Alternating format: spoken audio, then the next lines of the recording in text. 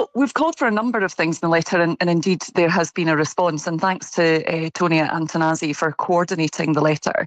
But ultimately, given that England have already stopped bilaterals with the Afghan men's team, we're asking them to consider boycotting the upcoming Champions Cup match.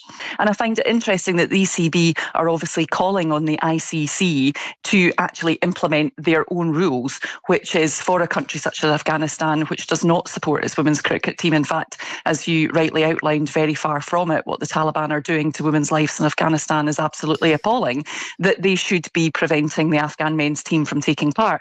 But in the absence of the ICC doing that, and the ECB saying they're not happy with that and they want the ICC to implement their own rules, this is an opportunity to make a statement and hopefully push the ICC to doing the right thing.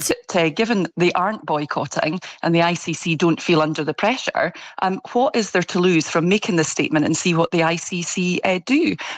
You're pointing out one chain of events. Another chain of events could be the ECB say we're not taking part, other countries get behind, and the ICC actually do what they're supposed to do, which is be banning the Afghan men's team from international competition because Afghanistan are currently breaking the ICC's rules. The ICC should be setting up an Afghan women's refugee team and have them operate in a similar way to what has been described.